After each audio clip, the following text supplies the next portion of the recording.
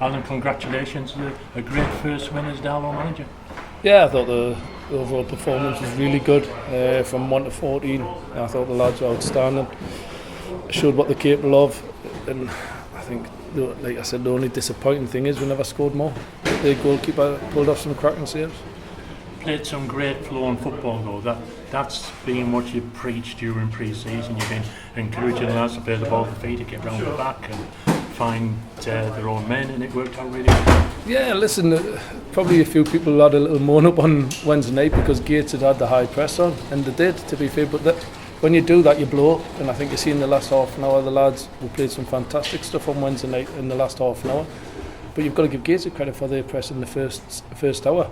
But today I thought I moved the Sargi in there, give him the opportunity to get on the ball, and it just freed up a little bit more confidence from the lads at the back. And the key thing, what I said to the lads beforehand, was make sure there's options on there. I don't want to see these long balls zinging in from Langy, from Tells, and from the full-back. That's not how we've gone all pre-season. Yes, when it's on you play it, but you've got to move the ball quickly and then do it. But I thought today the game plan worked exactly as we wanted to. Yeah. I know that you've only managed Tomo for 3 games, but what a free kick and what a firmly taken penalty. He should have had a hat-trick. I'm not laughing. He's missed that one-on-one. He's missed the easiest one, the one-on-one there. But listen, I said when I first come to this club I was looking forward to working with him. 2 years ago I was contemplating trying to sign him when he wasn't even in the team here, and I know what he's capable of, and if I can keep him red hot like that, then we've got to win that. Every Darlington player fan knows that there's a top player in there. So the only disappointing thing is we never scored enough goals, but I was chuffed a bit with every single player today. The impact of the subs when they come on, I thought Justin caused them chaos when his pace. I thought Jared Rivers' energy was fantastic from start to finish. As I say, there wasn't much of a fault in the game. Me and Daz were still frustrated with the lads because it looked as though we were going to concede a goal because we'd switched off a little bit and got a little bit lackadaisical, and that's not what we want. We want to see games through properly and make sure it's from 1 to 94 minute, whatever it is, make sure the result's done. Talking about Jared there, he looks as if he's going to be a great crowd pleaser, and he scored a lovely backheel goal similar to the one that he scored in pre-season against Middlesbrough.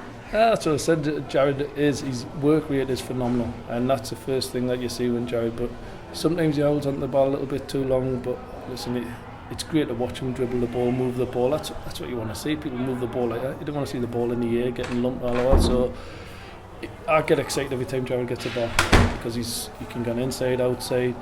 Does his little pirouettes and he's away, and he's such a clever footballer, and he's bringing the goals to his game now, which is what I want him to do. And I'm chuffed a bit with, as I say, every single one, but he's been brilliant since he started this season.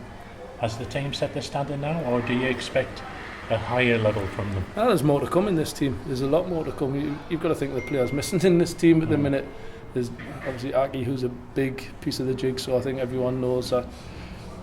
You've got Trotz, who wasn't even involved today, and I'm absolutely devastated for the kid because he is key to how we play, and luckily I've got enough cover in there to see we're through, but I don't like doing it all season, so there might be some movement on a right back in the future, but these lads have done fantastic today and they'll probably see us through the month. But I'm just absolutely gutted for Trotz because he is a top player, and I said to him that I was going to work with him to try and get him into the Football League, and I'm just devastated that it never happened for the kid, but he'll come back. I've been there myself, I've had that injury myself.